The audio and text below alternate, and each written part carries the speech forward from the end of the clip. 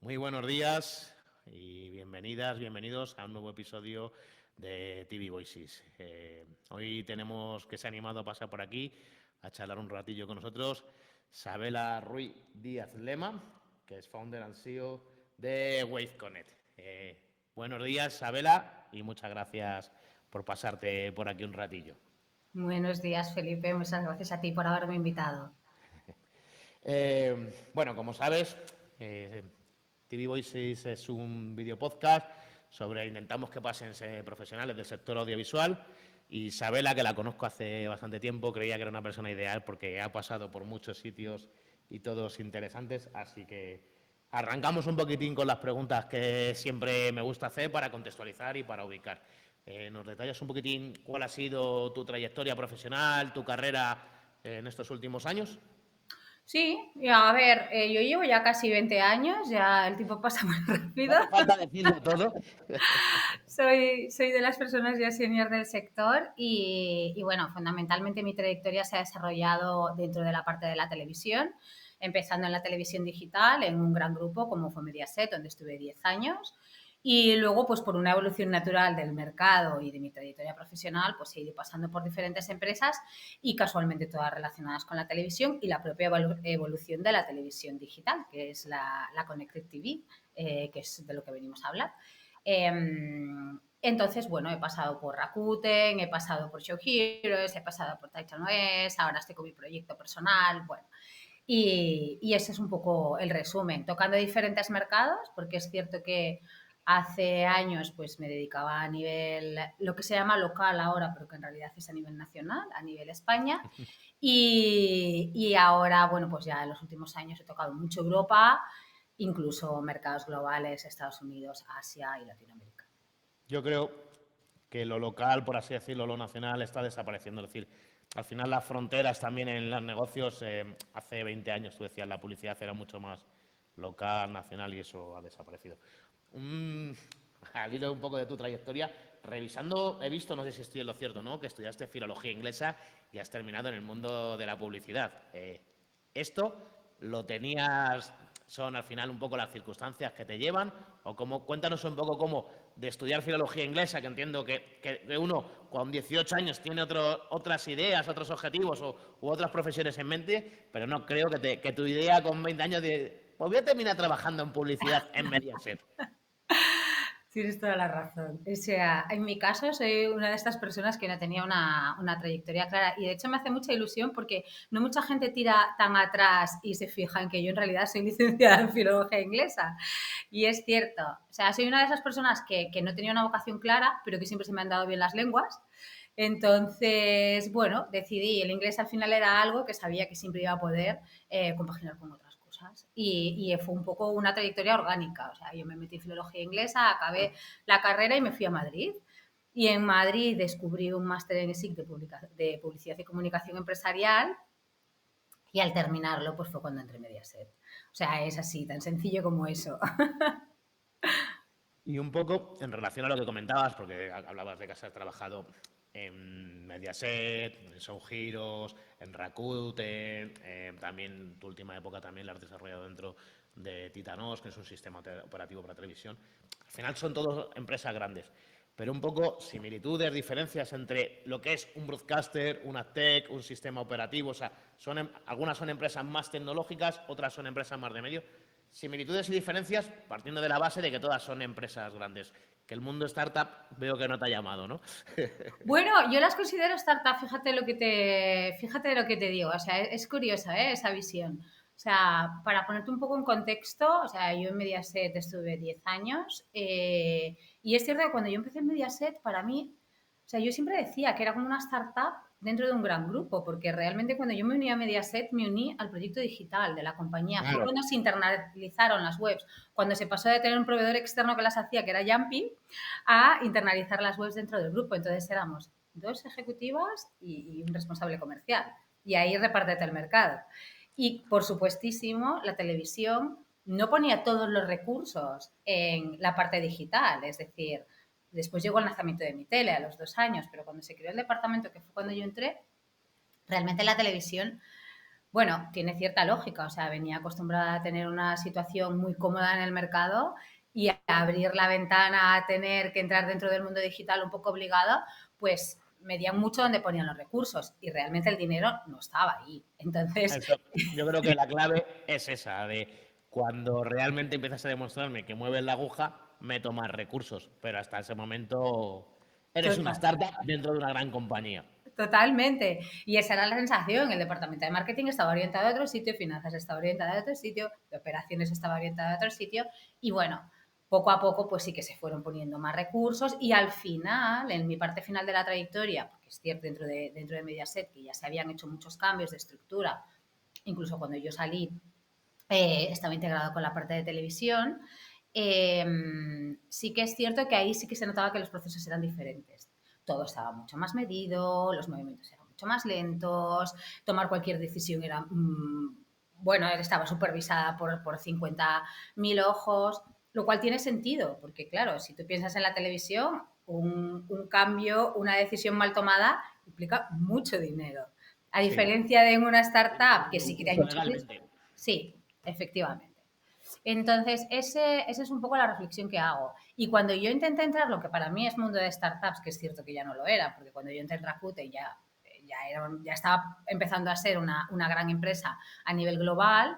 Sí, Eh, Rakuten, que muchas veces se nos olvida, pero es que es enorme a nivel sí, Asia, o sea, sí, pero claro, aquí en Barcelona, que es donde yo me integré en la parte de Rakuten TV, venía de ser Wacky. Entonces, claro, fue en el momento en el que pasa de ser una startup a estar comprada por una corporación y empezar a hacer pues todo el rebranding y entrar pues en la parte de televisión conectada, que fue el proyecto en el que yo me incorporé. Pero sí que yo recuerdo que a mí me costó mucho dar este salto y este cambio a este tipo de empresas porque siempre pensaban que yo venía muy de la corpo. Entonces, que era muy complicado que yo me pudiera adaptar a las dinámicas tan rápidas que existen de, en una startup, donde se pivota de un día para el otro, donde los objetivos son diferentes, donde hay inversores que quieren escalar muy rápido, lo que podríamos entrar, pero quiero decirte que es una cultura diferente a ciertos niveles. Entonces, sí, pues por ponerte. Actualmente ves mucha variante, es decir, de una empresa. A ver, Mediaset es una empresa con headquarter en España, pero no deja de ser Mediaset Europa, es decir, viene de otro, también es más europea. Rakuten, sus raíces o sus orígenes no son tan europeas y luego Show Giros también creo que es bastante Alemana. europea. ¿Se nota diferencia de cultura de empresa cuando, dependiendo un poco de su procedencia, sus headquarters? A ver, yo creo que esto es clave. O sea, la cultura de empresa se nota siempre porque al final baja de un CEO al resto de la empresa y parece que te queda muy lejos, pero yo creo que para mí esto es uno de los aprendizajes que he tenido con los años, que es que el CEO de la empresa al final impregna lo que pasa en la compañía.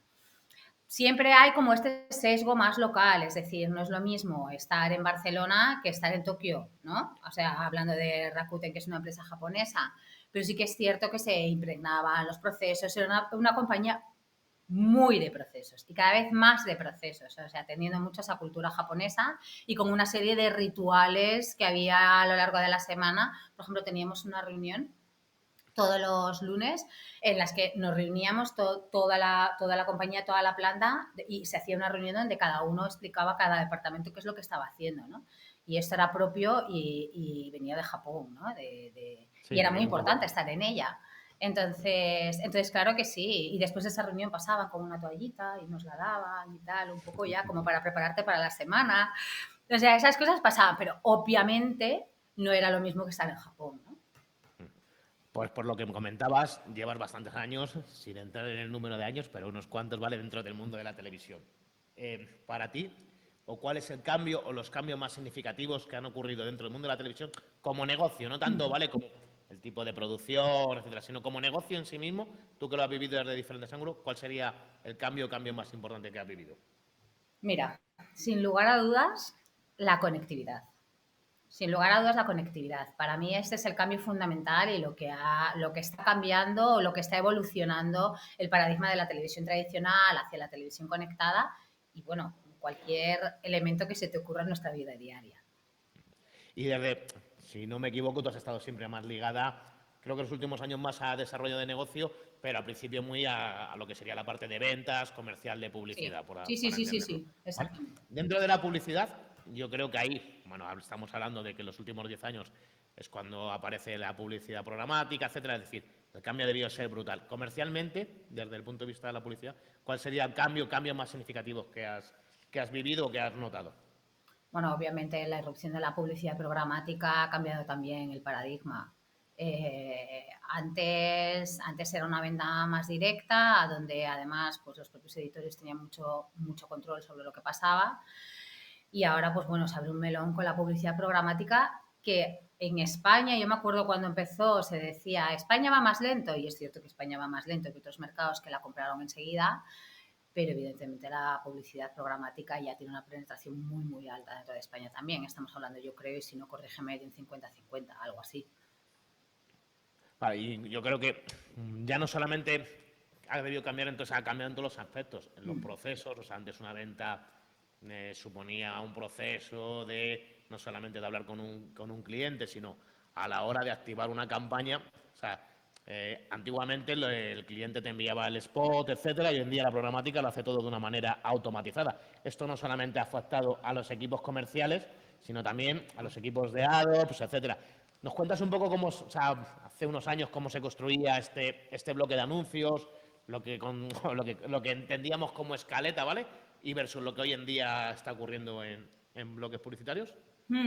A ver, o sea, yo creo que la televisión tradicional, ¿no? Y sí que es cierto que previo nuestra conversación, he tenido así varias conversaciones porque obviamente yo llevo fuera de la televisión ya unos años y es cierto que me resultaba muy interesante hacer como, o sea, navegar un poco en si habían cambiado realmente mucho las cosas dentro de la televisión tradicional. Y dentro de la televisión tradicional yo te diré que no creo que hayan cambiado tanto. Es decir, se sigue hablando de escaletas, se sigue hablando de targets. Lo que sí que se adapta es el lenguaje a nuevos lenguajes que son necesarios. Es decir, ha llegado el dato de una manera muy bestia. Ha llegado también audiencias incrementales, que antes Sí. esto no se Bueno, hablaba. y en los últimos meses ya, supongo que en esas conversaciones la palabra de IA tiene que aparecer también. Sí, lo que pasa que, bueno, yo creo que esto más en nuestra parte más tecnológica, ¿no? Y en la parte de programática, que aquí tenemos otro melón también que abrir, la parte programática claramente afecta a toda la parte de IA. En la parte de televisión tradicional tendríamos que preguntarle a alguien, o de televisión lineal, por así decirlo, tendríamos que preguntarle a alguien que estuviera dentro. Yo creo que tiene mucho más que ver con, por lo que he podido saber, ¿no? Con el lenguaje, con cómo se entienden ahora, con cómo se impacta al usuario desde diferentes pantallas, cómo se mide y el conocimiento que tiene tanto el anunciante como el mercado. Por ejemplo, cambiar terminologías que no se pensaba, que era pasar de hablar a veces de un GRP a hablar de CPM. Y esto está pasando. Entonces, toda esta terminología es algo que se ha incorporado dentro de un mercado pues, que es bastante tradicional, ¿no?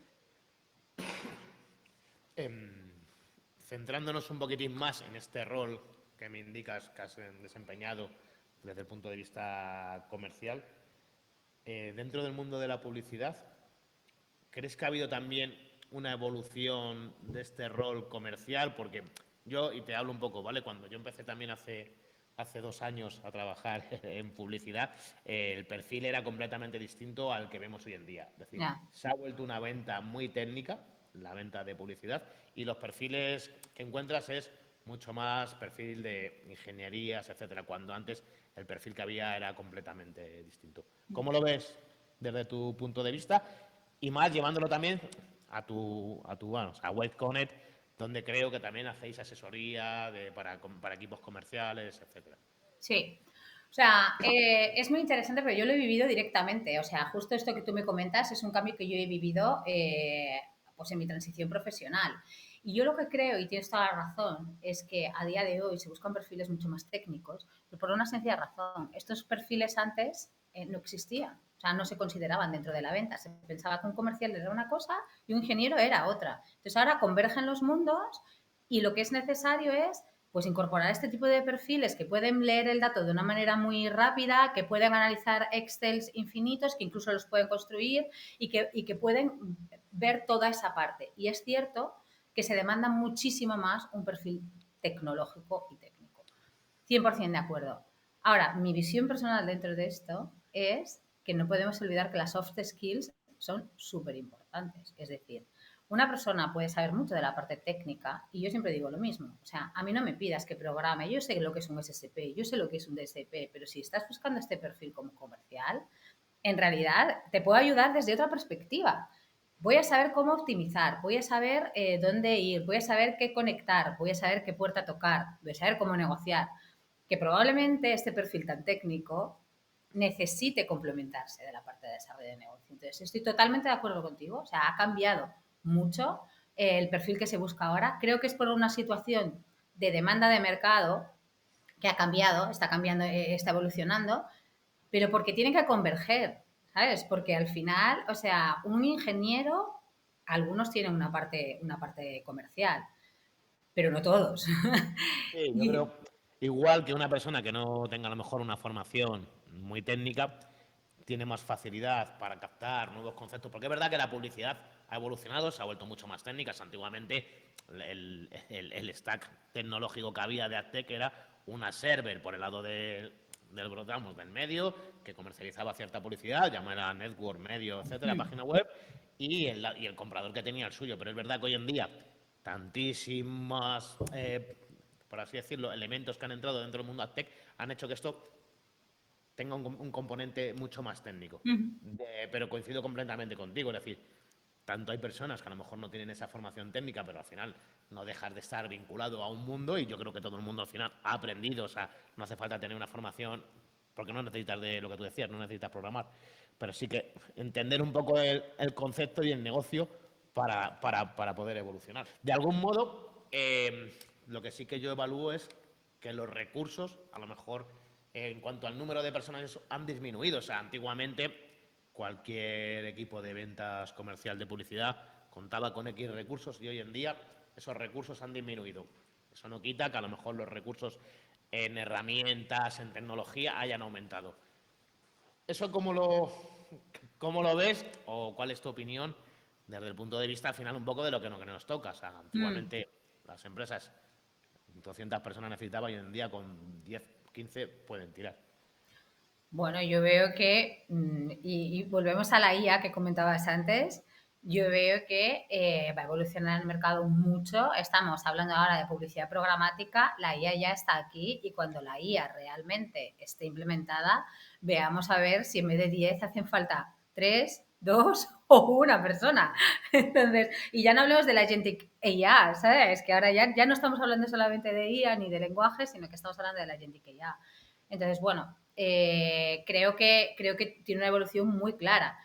También pienso una cosa, y es que las personas, y bueno, precisamente porque yo me dedico a hacer consultoría y porque necesito hacer reuniones con clientes, detectar problemas para poder ofrecer Esto es lo que soluciones. digo, o sea, tú cuando llegas a hacer en tu nueva función, tu nueva empresa, ese rol de consultoría, intentas evitar ese sesgo de, o sea, al final no se trata de automatizar. Lógicamente no se le puede decir a un cliente que no automatice, o sea, eso es Claro, lógico, pero ¿cómo compaginas esa consultoría que tiene que ser más lógica con luego lo que es la realidad, que al final no dejamos de ver todo eso, ¿sabes? Cómo disminuye y al final crea, no sé si me explico, un poco de malestar por lo que estás trasladándole.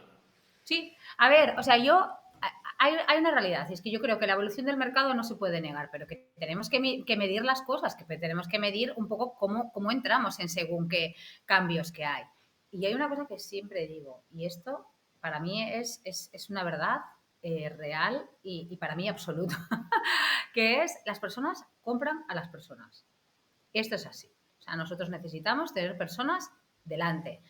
Ahora, que podemos programar máquinas, las máquinas las programan las personas. Y si dejamos todo en manos de las máquinas y de personas que programen las máquinas, tenemos que ver, porque hay un montón de retos dentro, por ejemplo, de la parte programática, tenemos que ver cuánto tráfico hay, si ese tráfico es válido, si hay consentimiento de datos, si están bien establecidos los parámetros, cómo se está pujando, cómo se están haciendo las pujas. O sea, realmente, para mí las personas van a ser siempre necesarias.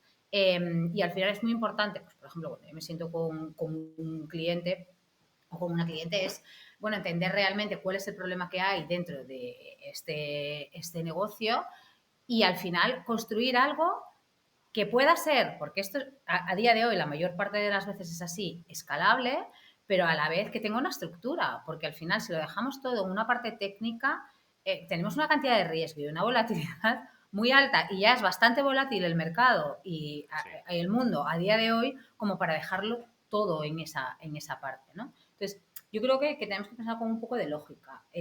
Hay que estar siguiendo los avances que hay, porque al final son avances para nosotros también, y para las empresas.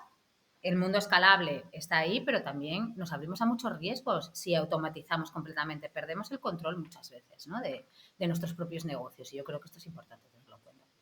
Nos hemos desviado un poco al final de lo que es el sector audiovisual, pero bueno, nos hemos desviado porque hemos estado hablando de otros temas. Pero intentando retomar un poco lo que es Connected TV, creo que tu última experiencia en el sector audiovisual, concretamente, fue dentro de Titanos, que es un sistema operativo.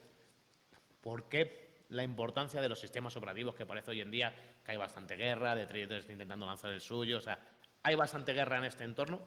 ¿Cuál es la importancia del sistema operativo en televisión?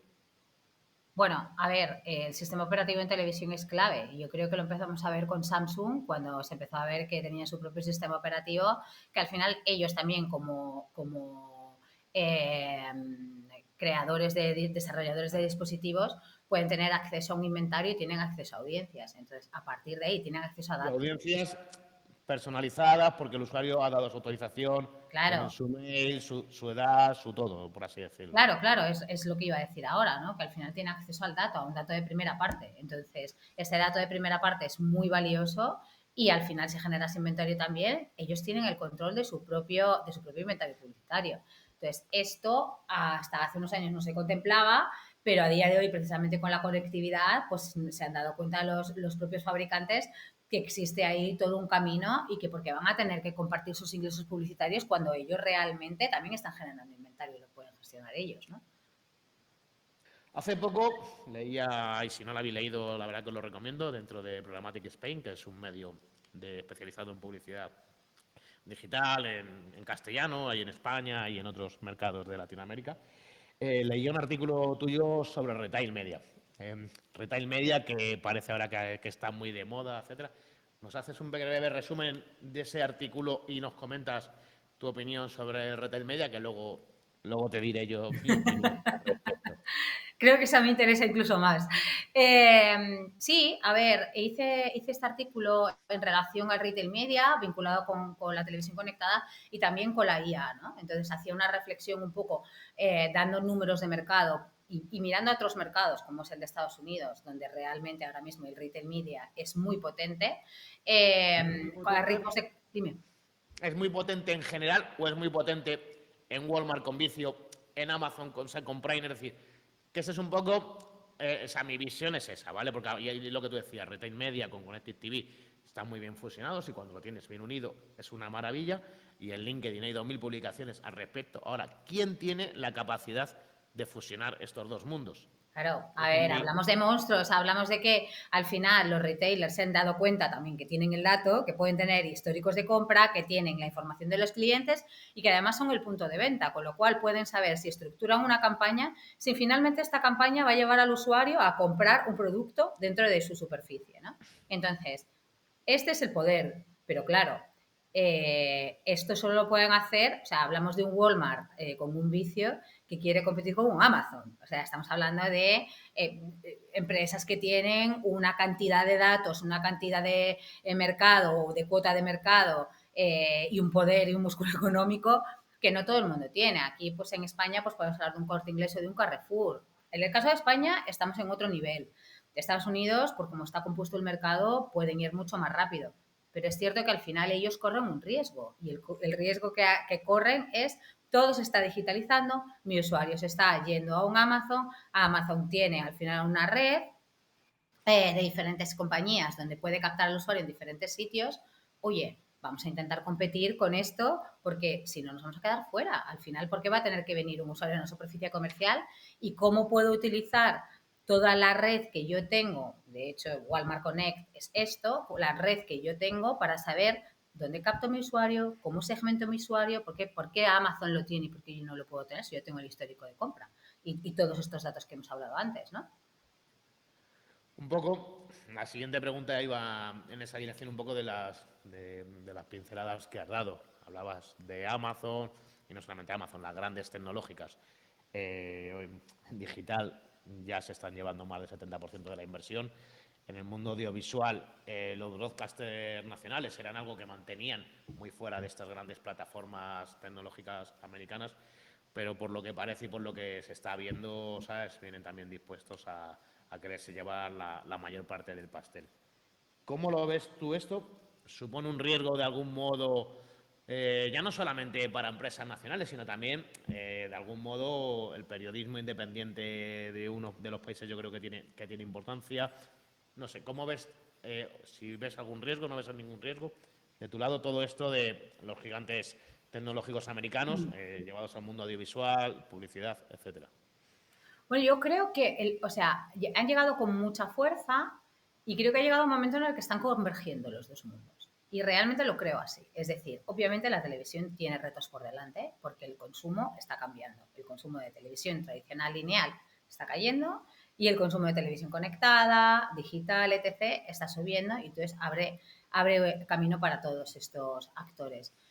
Pero si hacemos una reflexión, o sea, al final cada vez más están colaborando los dos mundos, porque si te das cuenta, o sea, el contenido, por ejemplo, para una televisión es el rey, es la clave, es con lo que consigue las audiencias. ¿Qué es lo que tiene que hacer la televisión? Bueno, pues tener contenidos o sea, si se dedican a hacer series, las series al final se pueden vender a plataformas, ¿no? Y es lo que se está haciendo a día de hoy. Incluso hay veces que hay estrenos que se hacen antes en plataformas, aunque sean de una televisión. Entonces, esta colaboración existe, pero las plataformas se anuncian en la televisión para poder tener usuarios. También recordemos esto. O la venta de derechos deportivos es algo que ha cambiado, ¿no? Entonces, yo creo que tener contenidos exclusivos, que diferenciarse del resto, que yo creo que aquí está la clave y es donde están intentando ir todos los proveedores de contenido. Y aquí está el reto fundamental, o sea, tener contenidos diferenciales, que sean originales, que solamente se puedan ver en el proveedor que tú elijas, en este caso los broadcasters o quien sea, es lo que hace la parte diferencial, ¿no? Para mí. ¿Y cómo Entonces, compites contra presupuestos infinitos? Por ejemplo, tú hablabas de derechos deportivos. Es enviesar, es decir, porque aparte son empresas que pueden ir perfectamente a pérdida porque les interesa ganar cuota de mercado. O sea, al final, yo creo que, o sea, a mí aquí hay una cuestión, es que a todos se nos llena la boca muchas veces de escuchar o dar lecciones a muchos medios. No, joder, no cometáis el mismo error. Yo creo que es una situación muy, muy complicada, o sea, desde mi punto de vista, porque aparte, tú lo decías, yo creo que es esa, estoy de acuerdo contigo, porque estas alianzas o lo que hoy en día se habla tanto de tengo que tener, si soy broadcaster, mi contenido dentro de YouTube, no lo tengo que tener, porque en YouTube tengo audiencias, o sea, no puedo dejar desechar esas audiencias, o sea, al final me pongo a escuchar todas las partes y todas las partes me convencen. Y al final llego a la conclusión de, hostia, qué jodido para quien tenga que tomar una decisión de tengo esta, porque no creo que haya, o no creo que haya una decisión válida, ¿sabes? Sobre todo porque compites con monstruos que a nivel distribución, a nivel reach, a nivel presupuesto, te ganan por completo. O sea, es un sí, poco y estoy de acuerdo, pero tú sabes qué es lo que manda Felipe, la lo audiencia. inmediato, por desgracia lo La inmediato. audiencia, la audiencia. Y la audiencia es quien decide al final. Decide si lo ve en un dispositivo en el salón de su casa, decide si lo ve en una tablet y decide dónde lo ve. Y donde esté la audiencia, al final es donde va a estar el dinero. Porque al final tú puedes comprar unos derechos deportivos por una millonada, pero si no te ve nadie en una plataforma, no tienes nada que hacer. Y sin embargo, lo que está pasando ahora muchas veces es que las grandes plataformas o plataformas especializadas en deporte, podemos decir nombres, podemos hablar de un Dazón, hace compra de derechos, pero luego hace un partner con la televisión para poder emitir también esos partidos. Y te voy a decir una cosa, las audiencias en televisión todavía ganan. Al final, No, no, sí, sí. Y, por ejemplo, lo que ha ocurrido con el Mundial de Clubs de Fútbol, que Dazón adquirió, y pues vamos, yo he visto varios estudios por ahí, a nadie le salen los números de que haya conseguido, por así decirlo, ¿sabes?, hacer rentable esa inversión económicamente en el corto plazo. Yo la diferencia que sí veo estas plataformas con medios más nacionales, locales, es que estas plataformas tienen la capacidad o posibilidad de montar un plan a 5 años, decir, vale, perfecto, esto no lo voy a hacer, y DAZN, esta estrategia que ha hecho, luego ha estado abriendo la señal con broadcasters locales y demás, pero la cantidad de suscriptores que ha adquirido en YouTube a través de la aplicación, es decir, esa era la estrategia, está pensando a largo. Y por desgracia, otro tipo de medios, etcétera, no tienen, pero no porque no tengan capacidad, sino porque no le dejan, ¿sabes? Esa, por así decirlo, esa estrategia a largo, sino que van la estrategia a corto. Y este año, a final de año, tenemos que conseguir estos números, y creo que eso es un poco el hándicap y lo que mata muchas veces las empresas que no son tan grandes y que tienen ese músculo que se pueden permitir esas estrategias a largo. Sí, o sea, habría que analizar realmente el número de usuarios que se adquieren, cuánto tiempo esos usuarios se mantienen en la plataforma, porque además este es para mí el reto de la televisión conectada, y estoy de acuerdo, o sea, al final tú te adquieres unos derechos deportivos y yo no soy experta en esto, pero van vinculados a una cantidad de gente que se va a suscribir a tu plataforma o a tu servicio simplemente porque quiere consumir ese contenido. Y eso es cierto. Pero bueno, para mí es muy importante el entender que al final cuánto realmente te está retornando esto. O sea, esto va a hacer que mi producto sea rentable, y para mí uno de los grandes retos, y en esto creo que estarás de acuerdo conmigo, en la televisión conectada es la fragmentación.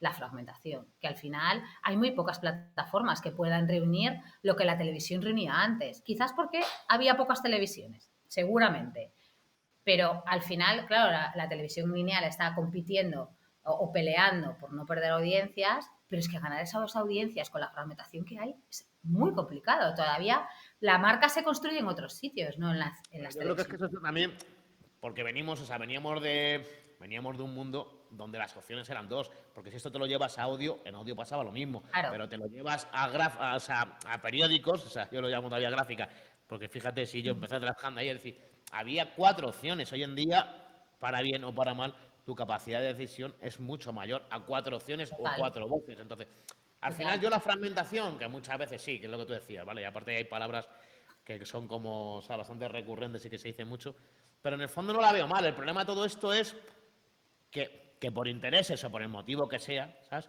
Luego no haya un consenso de, vale, hay fragmentación de audiencias, pero se pueden unificar con una capa superior que sea una ID, etcétera. Y yo aquí también entiendo todas las partes, y las plataformas, en el momento, por ejemplo, ahora mismo YouTube, que se ha salido de la medición de VAR en UK, ¿por qué? Porque no me interesaba cómo me estabas midiendo. O sea, es decir, que aquí al final Claro.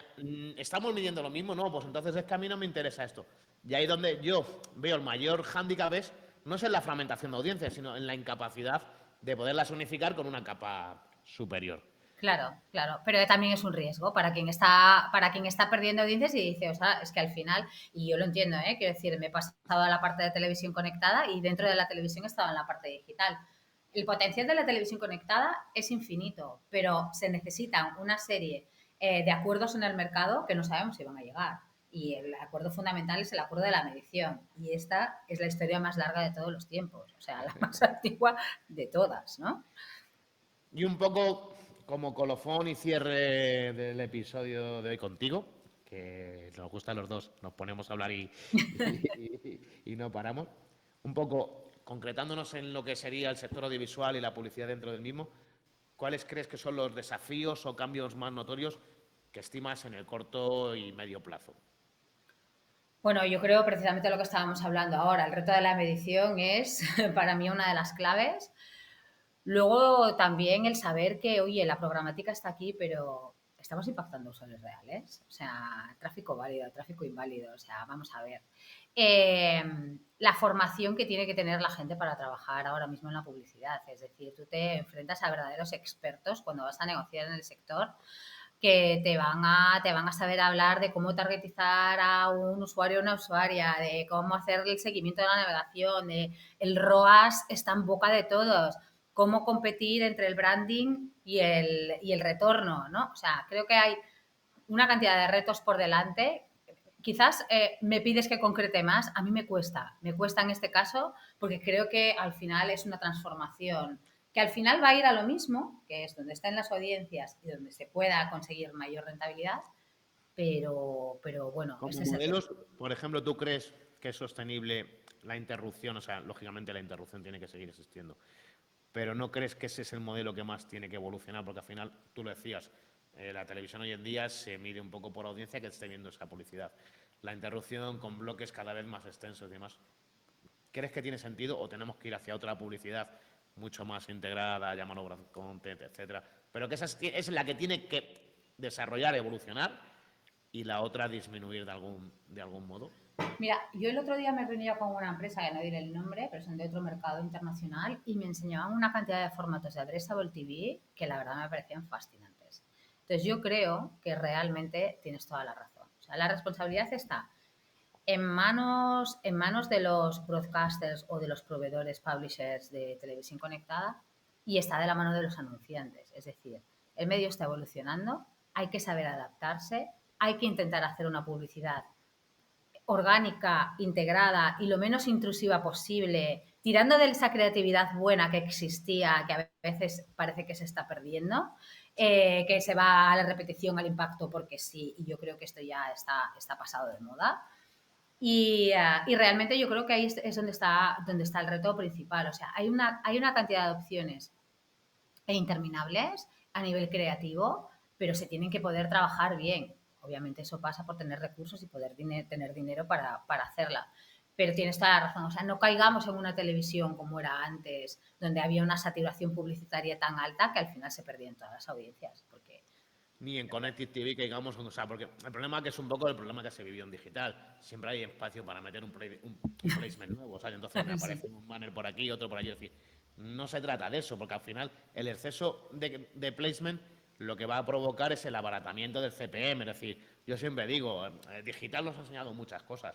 No meter más publicidad significa más ingresos, porque al final es una correlación. Mayor volumen de publicidad, abarata el producto. O sea, yo creo, y aquí la diferencia es que digital estaba en manos de muchos y televisión conectada está en manos de pocos, que yo espero que sepan salvaguardar un producto que tiene mucho sentido. Y un poquitín, para terminar, que es una pregunta que siempre más o menos es bastante repetida como cierre, ¿qué recomendarías a la gente joven o a alguien joven que le atraiga el mundo, el sector audiovisual, sin entrar en publicidad, etcétera? ¿Qué le recomendarías hoy en día o qué consejo le darías para poder llegar dentro de este mundo? Mira, para mí el consejo fundamental es tienes que ser muy curiosa, una persona, o sea, curiosa por naturaleza, que le vaya a la marcha, porque este sector es un sector muy dinámico, donde tienes que estar actualizado constantemente y tienes que aprender a gestionar noes, porque te vas a encontrar muchos. Entonces, si algún día pierdes las ganas de que te vaya esta intensidad, la curiosidad de estar al día, cambia de sector o cambia de empresa. Eso es lo que diría yo. Esa sería mi reflexión. Te tiene que gustar, te tiene que ir a la marcha. Pues, Sabela, hasta aquí llegamos con este episodio. Espero que hayas estado a gusto, que te haya resultado ameno. Y a todos vosotros, espero que lo mismo, ¿vale? Que las palabras de Sabela, que por lo menos para mí tienen mucho valor, os hayan parecido interesantes y de algún modo siempre saquéis algo positivo.